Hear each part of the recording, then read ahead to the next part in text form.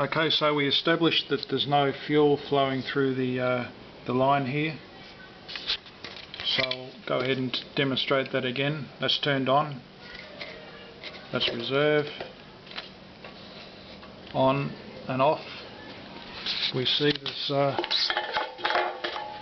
fuel in the fuel tank.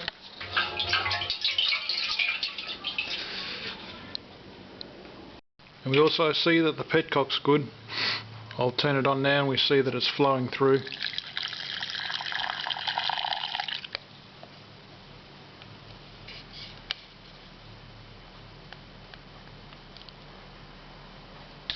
So I've been looking on the forums, and apparently there's been, from what I can gather, some remarks saying that it's vacuum operated, and when you crank when the engine's running, then it'll allow fuel to come through. That might apply to newer motorbikes, but I'll do a test anyway. So I'll crank it over.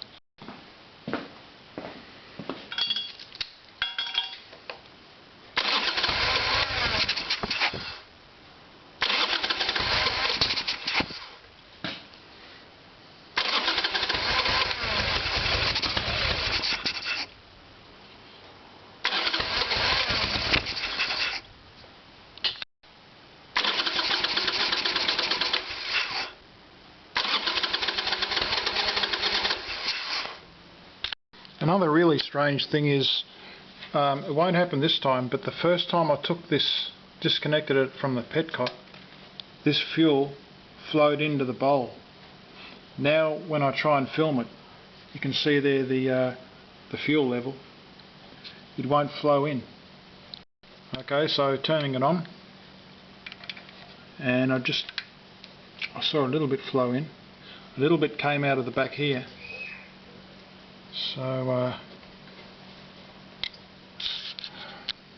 possible clue could be, after it's sitting for a few seconds, when I turn on the petcock, a tiny little bit flows through.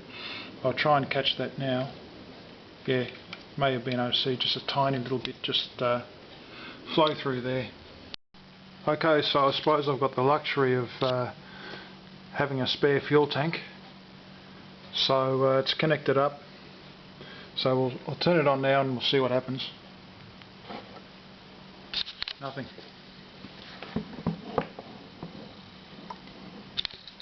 I'll just tip it up and make sure. Okay, it's on the on position, I think. Yeah, so I'll tip it up, make absolutely sure there's fuel, and there's nothing, won't come out. Okay, so removing the bowl, and we'll see if the bowl's got fuel in it.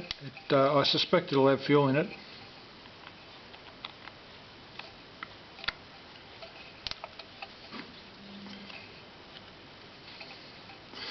Okay, so there's a bit of fuel coming out now.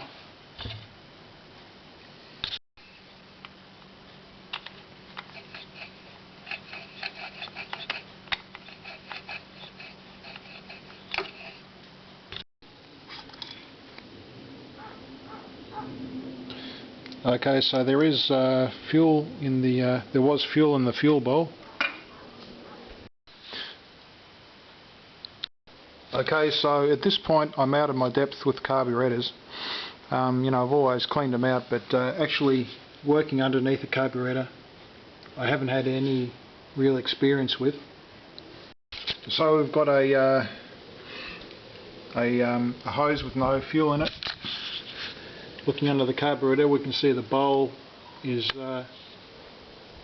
you know, at a real angle. So first of all, I'll go ahead and I'll turn on the fuel tap. Okay, there's fuel going in. Okay. So the hose is empty because it's all flowed out of there.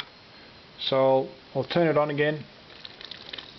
There we go, it's all flowing out, and I'll just, okay, so that's the stopper. The float regulates how much fuel comes into the bowl.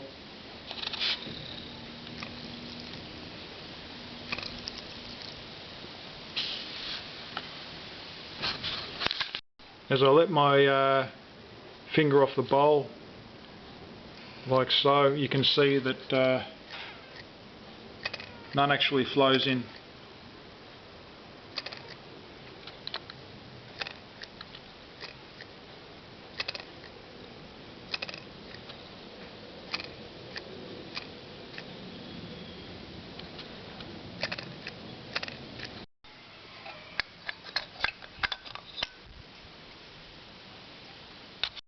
So there's fuel in the fuel line.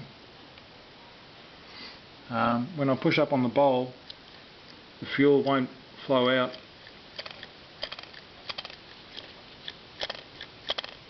I suppose it's held there by the vacuum of the fuel switch. So I'll turn the fuel on and we'll see that it flows straight out. So I'm holding the bowl up. When I turn it on, no fuel gets through until I let the bowl down.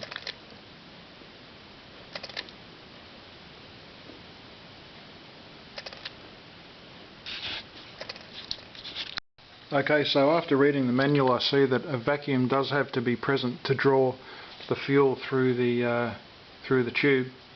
So I'm going to assume that this is all good and just leave it at that. I'll reassemble it. Okay, the only real problem with the float I can see is that here 15 to 20 degrees the float should be level, and when I put the carburetor 15 to 20 degrees, which is around about there looking at the picture, then as you can see the float's not level. So with the carburetor resting on the ground, it should be falling away, and there should be a gap between the valve there. Okay, so that's good, and you can see there the fuel valve is separated from the float there.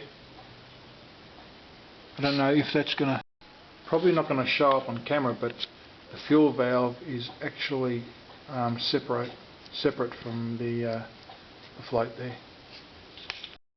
Okay, so at this point it's looking like a carburetor recondition kit.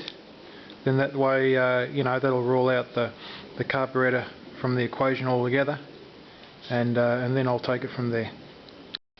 Okay, so I've made up this tool to test the inlet for leaks, and I'll just put a bit of tape around the end just to make it fit.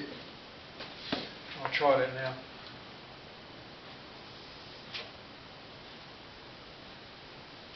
No, that's good.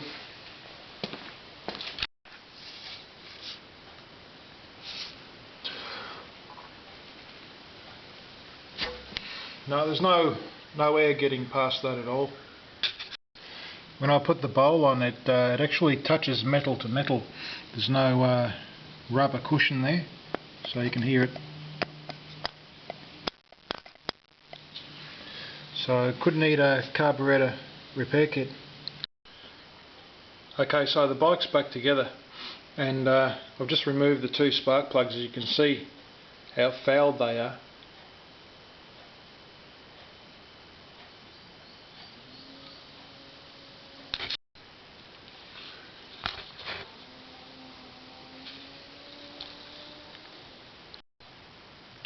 They're just absolutely, you know, I don't think I've seen worse spark plugs than that. I'll give them a clean up. I'll find another pair and we'll try them. Okay, so I've looked everywhere for the original Screaming Eagle spark plugs, but I can't find them, so I'll clean these up. I'll do a quick test and close up this video. The spark plugs are HD 6R12 and the gap is 0.97 to 1.09 millimeters. So they're cleaned up. That's the proper gap. Okay, so oil fouled. Oil fouled spark plugs may be cleaned in an emergency, but it is better to replace them. It is important to correct the cause of the fouling before the engine is returned to service. Common causes for this condition are incorrect air-fuel mixture, low idle speed or prolonged idling, ignition component failure, spark plug heat range, engine is still being broken in, valve guides worn, piston rings worn or broken. So that'll be that's on the list at the moment to do a compression test. So I'll install these spark plugs, do a test startup and close out the video. Okay, so I've got a can of starting fluid.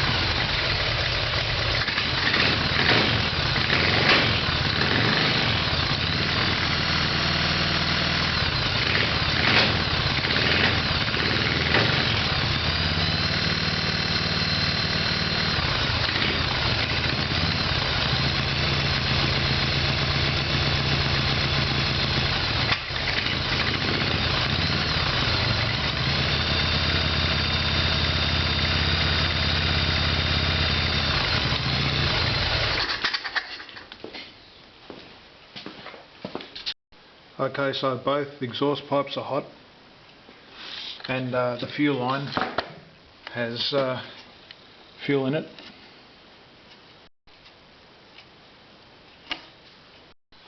I'll go for a startup without starting fluid.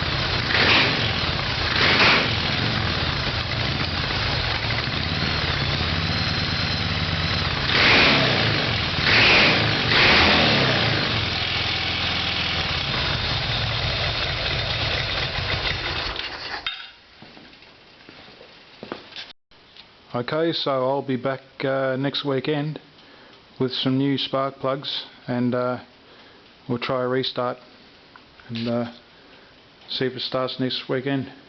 So there's the spark plugs after the run and they're all carboned up, so it could be low compression. So a bit of light relief. You got the bowl there and the outlet there, and yet this says FRON, Fron Fuel Tank.